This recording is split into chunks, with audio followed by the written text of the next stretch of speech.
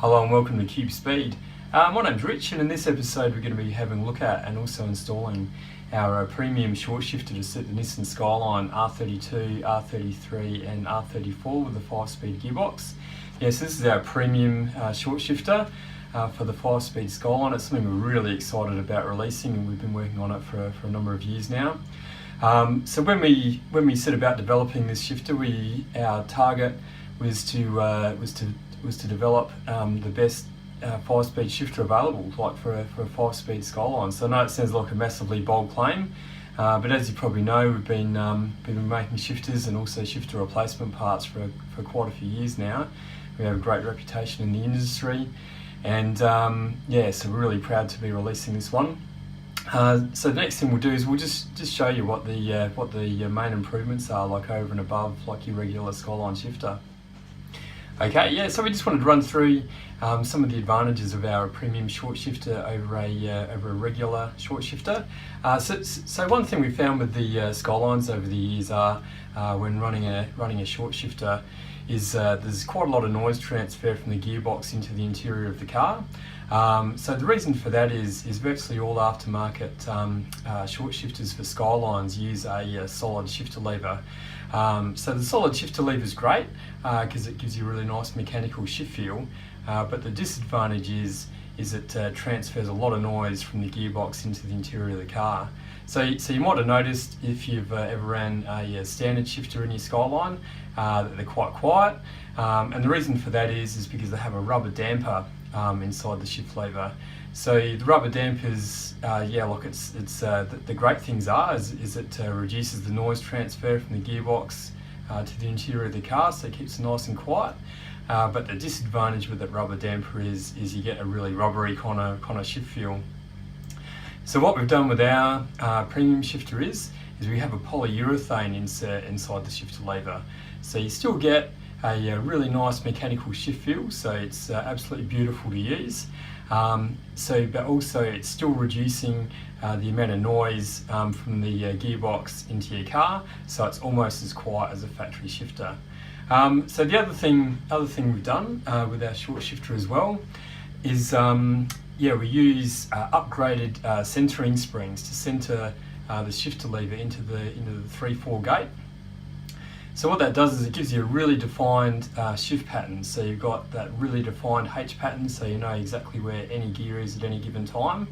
And it also gives you absolutely amazing second and third shifts as well. So we'll show you, I'll just show you what I mean by that. So if you're sitting here in second gear and you want to select third, pretty much all you need to do is push the lever forward and Kapow, you're in third. It's just that easy. It's just almost impossible to miss third gear, and in fact every gear is just really defined. So those shifter centering springs, they increase the shifter centering force compared to the standard springs. They increase the centering force by 15 up to 250% depending on what springs you use.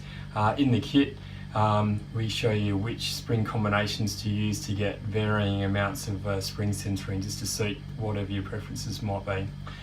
So the other thing we do on the premium Skyline shifter is we have a very unique pivot push locking plate. So what that does is it holds the shifter push in there really nicely.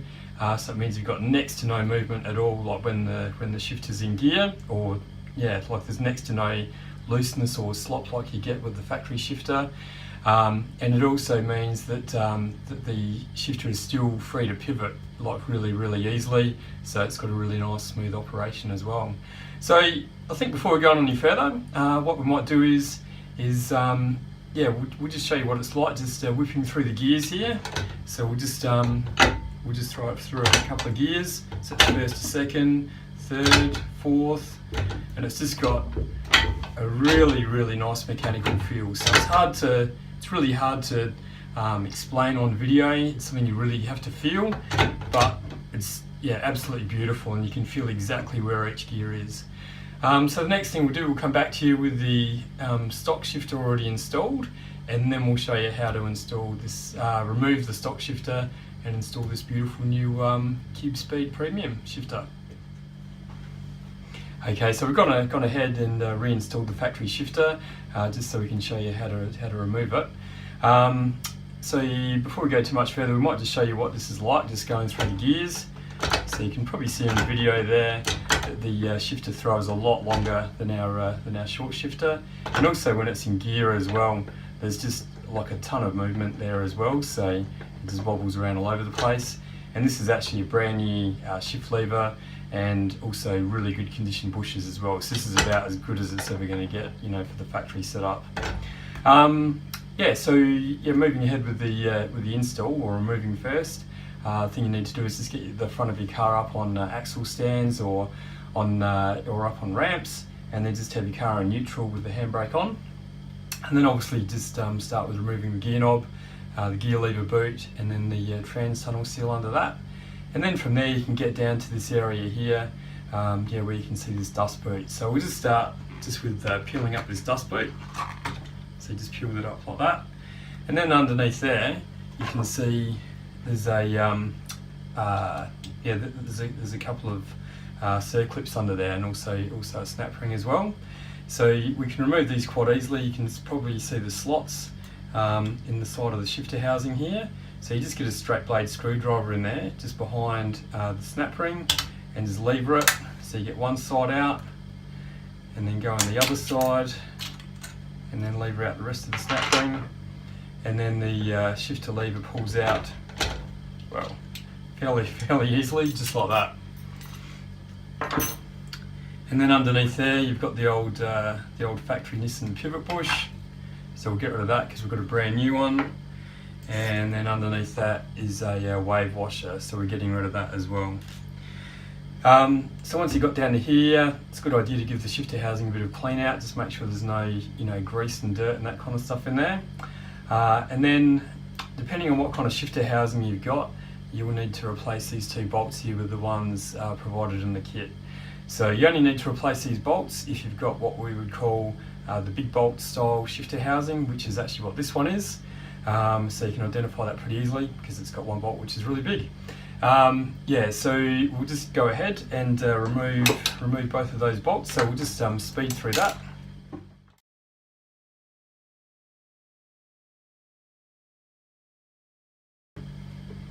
Alright, and then we're just going to grab the two bolts provided in the kit and just put them in there.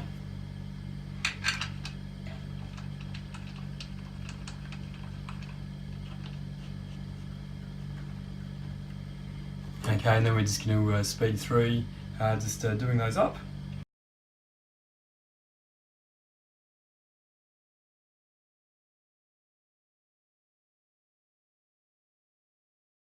Okay, so I probably should have said, like, the reason why we replace those bolts on this housing is just to give enough clearance for the brackets from the short shifter kit.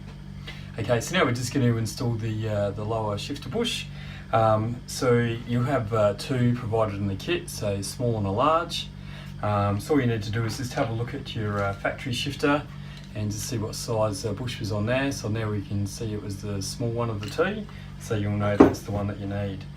So to install that on your new shifter lever, all you need to do is just get the cup bush and place it with the cup facing up, just on a firm solid surface, and then smear a small amount of like wheel bearing grease on the ball on the bottom of the shifter lever there. Sit that in the cup, and then using like a block of wood or preferably a rubber mallet, just give it a bit of a crack until it just snaps onto the shifter lever. And the next stage is just grab your spacer ring and just drop that into the shifter housing, and then grab your brand new pivot bush and put that on top of there. And then you can grab your new shifter lever and drop that in. The only tricky bit is probably like lining up this bush with the hole inside your offset lever inside the gearbox. But hopefully we'll get that pretty much first time.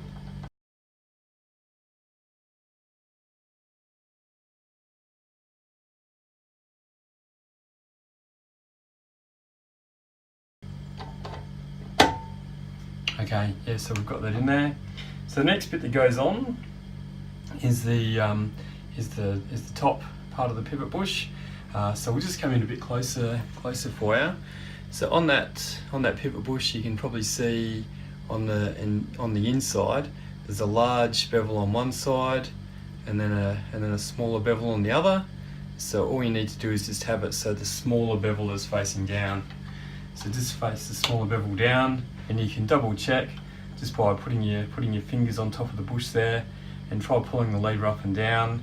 And if it stays in there nice and firm, you know you got it around the right way. As opposed to if you had the bush up the other way, and then you pulled the lever up and down, it's going to move around like crazy. So so you just make sure you have that around the right way.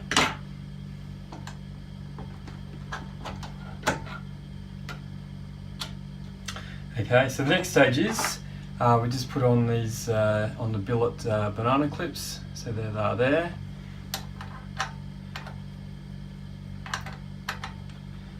So we have them facing down like that. Shows you in the instructions how to do that. So just sit them on there. Okay, so we're going to go ahead and install the top locking plate now that locks the pivot bush in place. Before we do, I should have mentioned before, we're obviously just doing this for mock-up purposes, but the ball on the shifter lever there, you just want to put a bit of wheel bearing grease on there, just to make everything move quite nice and smoothly just before you drop it into the shifter housing. So with this top locking plate, before we drop it on there, you just want to put in the supplied grub screws.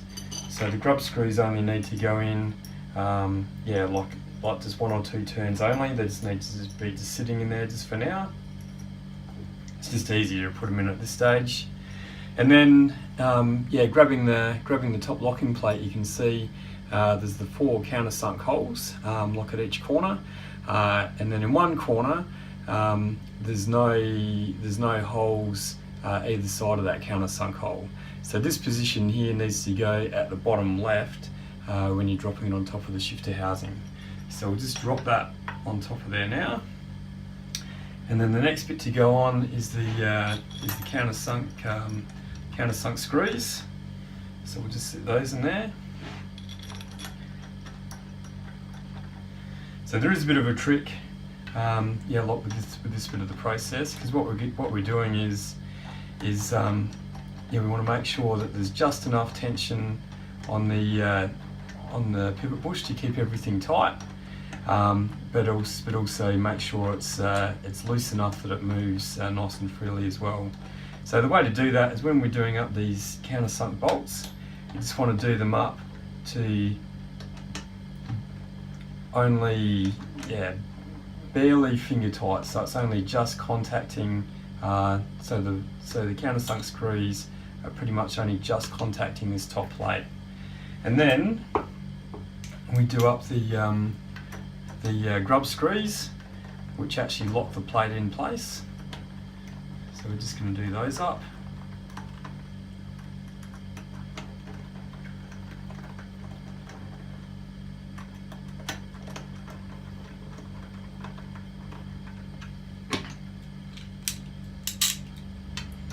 Okay, so to do these up quite firm, this is actually what locks that pivot bush and the top plate in place. And then once we've done that, we just put on the jam nut for the shift lever, and then put the shift lever on there. And pretty much at this stage, we're just putting the shift lever on just to test how much movement we've got in that bush there. So we'll just do up that lock nut or jam nut underneath the shift lever. And then if you pull the shift lever up and down, if there's any up and down movement at all, it just means we need to go over the process again by backing off. And in this case, there is a bit of movement there. So, and it's best to start off with a bit of movement rather than no movement at all. So what we're going to do is we back off these grub screws.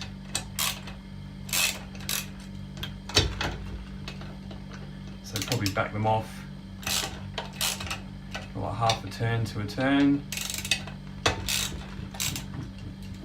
and then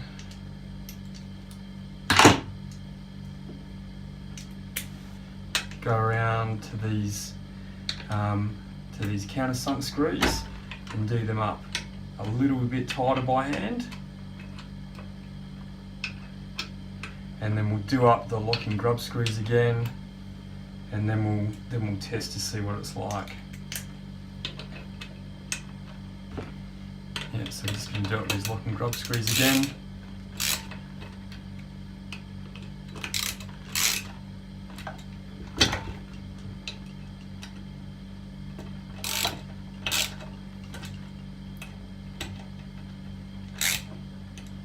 Okay, so now we'll give it another test and see what that's like. Yep, so probably still just a tiniest little bit loose. So we'll just give it one more turn. We'll just speed through this one though.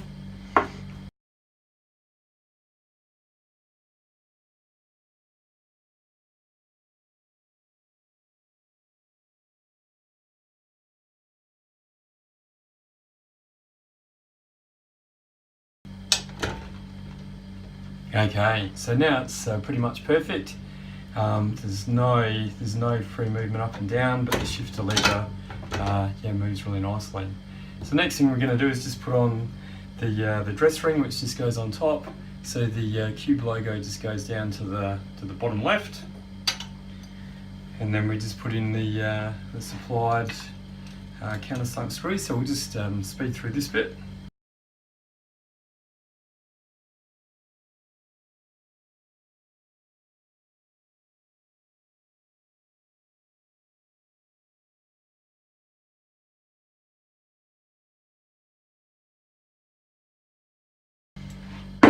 Okay, so that's all done up nicely.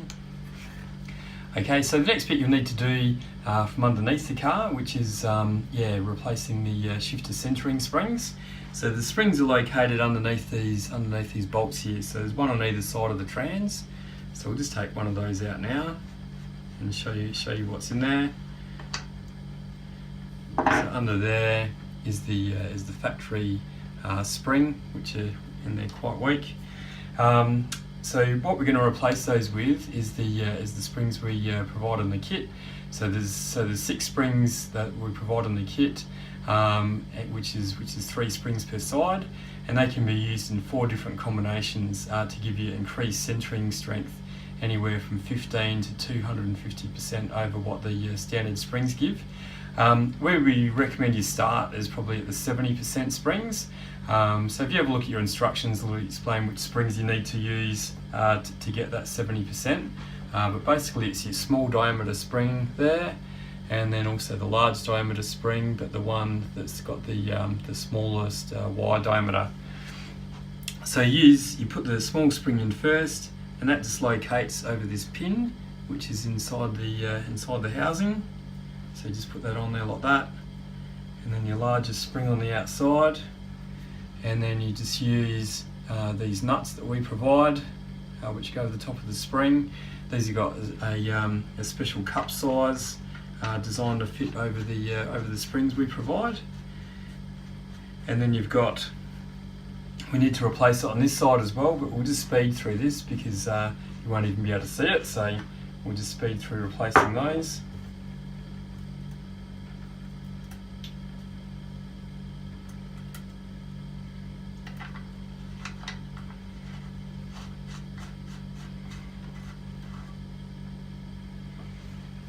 Okay, so you obviously do these nuts up with a spanner, but we're only just doing this for demonstration purposes. So now those springs are in there, the shifter lever returns to the 3/4 gate with much more strength. There's much more force returning to the 3/4 gate.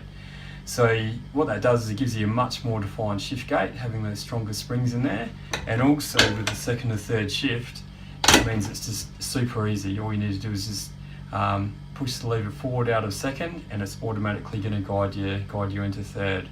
So once you've got those springs in there, if you jump in your car, have a play around just shifting through the gears, see if you like that 70% combination. You can try the other combinations in the kit as well, just to see what's going to suit you the best. And then after that, it's a matter of starting to put your car back together again. So one thing we would definitely do to finish everything off nicely is install one of our Cube Speed billet gear knobs. So we've got one just there. So it's got our logo on it. So you put the gear knob on just by putting on the lock nut or the jam nut first, and then grab the thread adapter provided in the kit and just screw that into the gear knob, and then the gear knob onto the shift lever, and then just line up your logo so it's nice and straight, and then just do up the jam nut underneath the shift knob. Yep, nice and tight, so that way the shift knob's not going to move around at all. Now you can give it a test out. Yeah, whip it through the gears, see what you like, see how you like it. So you'll notice a massive improvement over stock. Like I was saying before, it's really hard to show on video actually what the improvement is. So once you've got it all back together again, take your car out for a test drive, go and shift some gears, have some fun, and we'll catch you again next time. Thanks very much for watching.